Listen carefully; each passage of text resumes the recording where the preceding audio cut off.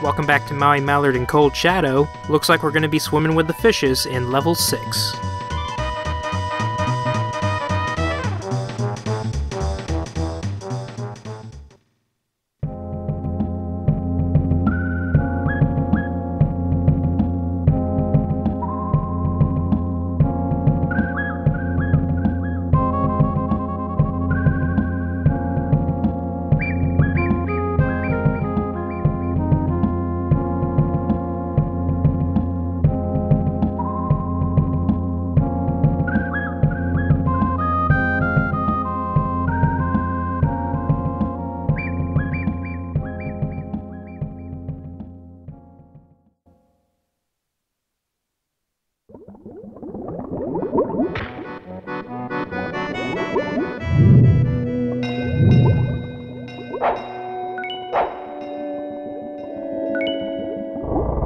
And welcome aboard the Flying Duckman, and it's a water level this time. However, whenever a water level is mentioned, it usually provokes thoughts of a bad level, but this level's actually kinda cool, and it has a pretty cool gimmick behind it too. Whenever you're in quote-unquote air, and you shoot in any direction, the force of your shot will propel you in the opposite direction, so you can kinda use it to move freely about the level.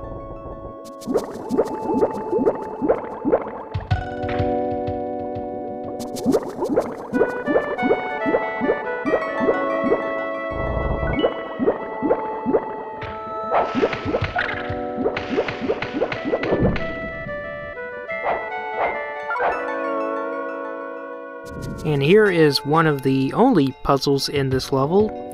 It's a water mine chained to a block, and if you move the block over to this one spot that has a different colored wall and shoot it, you can break the wall and access a secret area.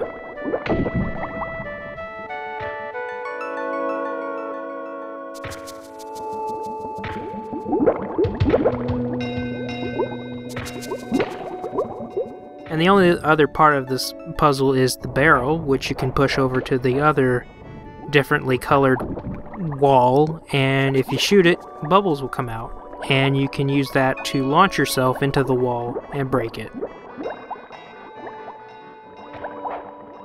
So we're down here looking for a dead guy by the name of Quacku, which is quack with 2 O's at the end.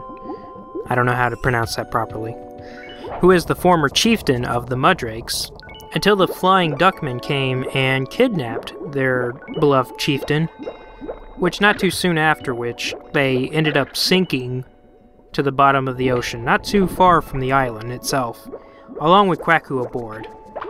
So it's a dead fest up in here, and not too many pirates running about nowadays on this ship. Mostly just 2 of them, one of them being a peg-leg torch carrier who will fling fireballs at you once he sees you, and the other one is a flaming head duck thing? I don't know how that works, but whatever. He throws his head at you, and that's all he does. If you kill an enemy, they all drop a health item, so you don't really have to worry about dodging their attacks or anything like that. You'll get a healing item if you kill them, so no worries there.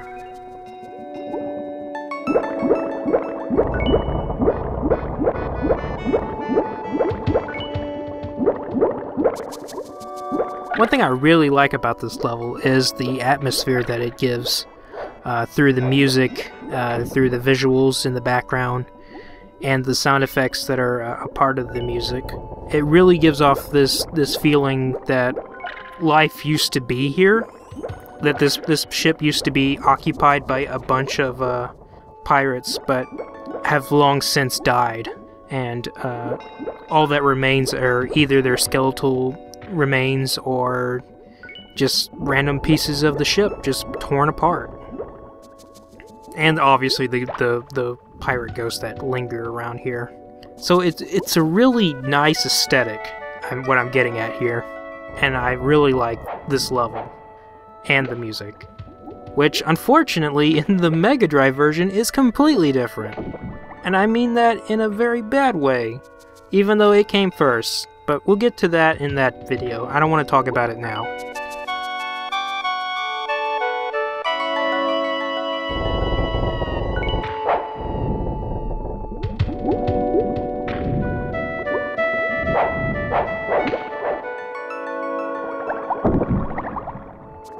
So, most of this level is built around you utilizing the ability to navigate yourself freely with the power of your gun.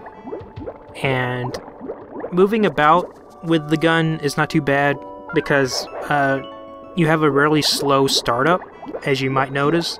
It takes a couple of shots to actually get you moving. So if you if you miss shot in one direction by accident, it's not going to send you flying in the wrong direction into some swords or spikes or whatever. So it's a really nice mechanic, and I really appreciate the that it doesn't outstay itself, because this level is really short. I mean, this level is like 3 stages, and one of those stages being the boss. So we only get to play around with this mechanic for 2 stages, which I think that's a fair enough length for such a thing.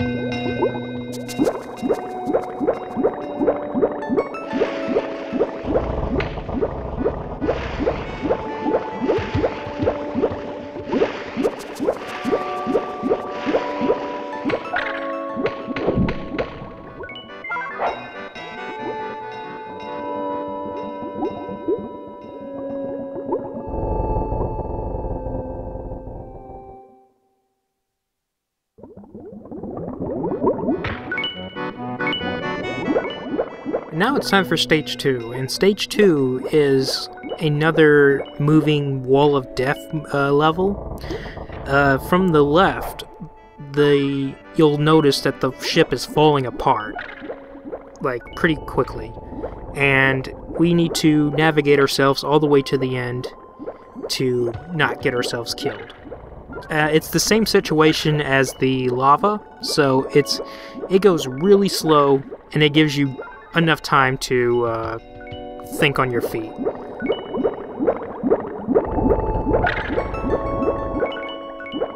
The only obstacle we're going to run into is either a pufferfish, which is the other enemy I didn't mention before, and these swords and spikes and stuff that are cobbled together. So even if you hit them, it doesn't really do a whole lot of damage, and I don't think it really slows you down enough to really make a difference. So, all you have to do is just keep moving, and you'll be fine. There's absolutely nothing that will kill you, unless you just stand there long enough for the ship to rip itself apart from underneath you and you go flying off.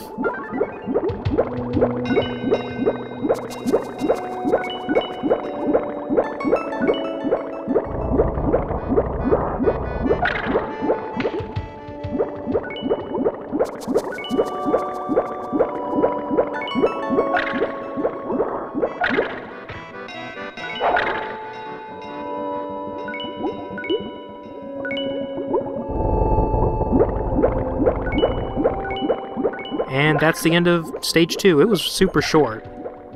And the boss is even shorter.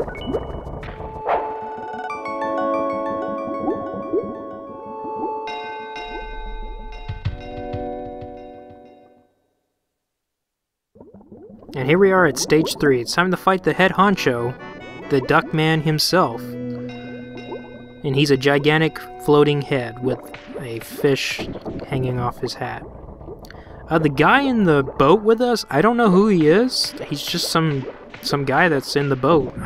There's nothing that really gives us any clue who he is. Supposedly, Kwaku is in the boat with us, even though he's not visible. You'll see that in the Mega Drive version. There's not a whole lot to talk about for the boss, because all he really does is do two things. He either throws mines at you, or pufferfish. Both are easily dodgeable. And all you have to do is just shoot him in the face. That's it.